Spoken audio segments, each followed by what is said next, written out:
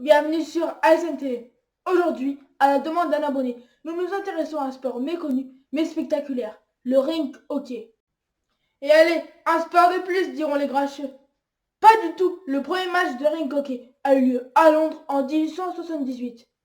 Sur ASN TV, on est curieux. Séquence découverte. Depuis la nuit des temps, l'homme a inventé des jeux où un objet était frappé avec un bâton incurvé. La plus vieille représentation connue a été découverte dans la vallée du Nil sur une fresque datant de 2000 ans avant J.C. L'utilisation du mot hockey pour désigner de tels jeux remonte à 1785. Selon les sources, il viendra du français hockey qui désigne un bâton de berger en forme de crochet, ou du mot anglais hook qui veut dire crochet, ou encore du mot iroquois oogie. Nos ancêtres ont très rapidement adapté ces jeux de hockey pour continuer à s'amuser malgré les rigueurs de l'hiver. Ils ont d'abord joué en chaussures sur la glace puis ont adopté les patins. En tout cas, tout le monde est d'accord que le Canada est le berceau du hockey sur glace moderne. En mars 1875, le premier véritable match de hockey sur glace est joué pour la première fois en salle à Montréal, au Canada. La même année, le club londonien Teddington modernise le hockey sur gazon par de nouvelles règles. Ces deux sports sont présents aux Jeux Olympiques. À la fin du 19e siècle, un Américain introduit en Angleterre une variante du hockey sur glace pouvant se jouer sur le bois. Le ring hockey est né. Mais alors c'est quoi? Pour faire simple, c'est du hockey joué sur patin à roulettes à 4 roues, parallèle 2 à 2. Voyons voir.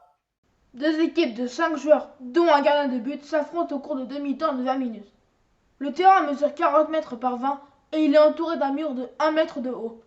Il peut être en béton, en résine ou encore en bois. Ses dimensions sont environ 2 fois plus petites qu'un terrain de hockey sur gazon et 1,5 fois plus petites qu'un terrain de hockey sur glace.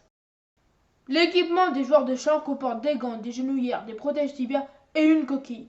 Le gardien de but porte des protections supplémentaires. Tous les joueurs utilisent une crosse plate en bois ou en carbone qui mesure environ 1 mètre. Les joueurs utilisent une balle en liège pressée recouverte de plastique dur. Elle mesure environ 7 cm de diamètre. Cette balle est relativement dense et rebondit très peu. Comme en hockey sur gazon, aucun contact physique avec l'adversaire n'est autorisé. Le jeu est donc basé sur la vitesse et la tactique. Il demande de l'adresse et une très bonne technique de patinage. Le terrain est petit, donc les phases attaque-défense se suivent à grande vitesse. Regardez.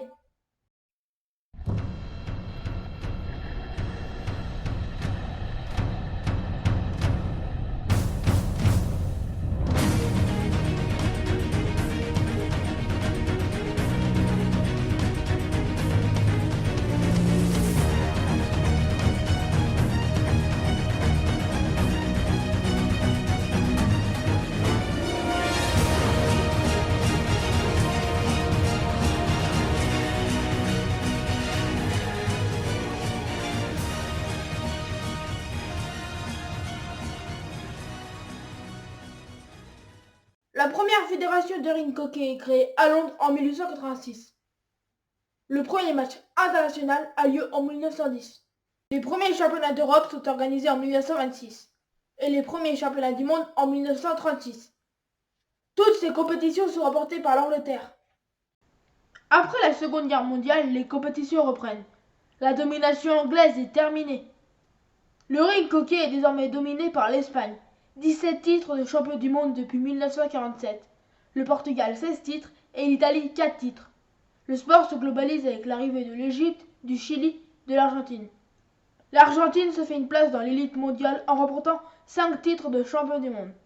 Le ring hockey est extrêmement populaire dans les pays latins, en partie à cause de l'absence du hockey sur glace dans ces pays-là.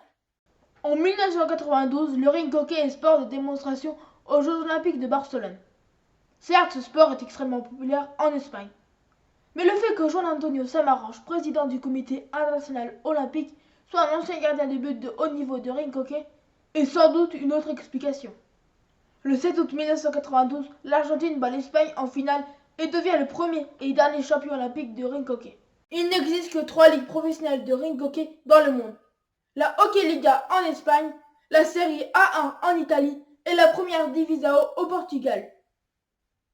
27 autres fédérations ont un championnat amateur. C'est le cas de la France où ce sport est pratiqué par près de 6000 licenciés. Le championnat de France masculin de National 1 oppose 12 clubs dont 8 de la façade atlantique. Bretagne, Vendée et Aquitaine. L'équipe de Quévert dans les Côtes d'Armor est championne de France. Ces dernières années, le championnat est dominé par quelques clubs historiques. Le HC Quévert, le SCRA Saint-Omer, la Vaudaine La Roche-sur-Yon, le SA Mérignac et l'US Coutras.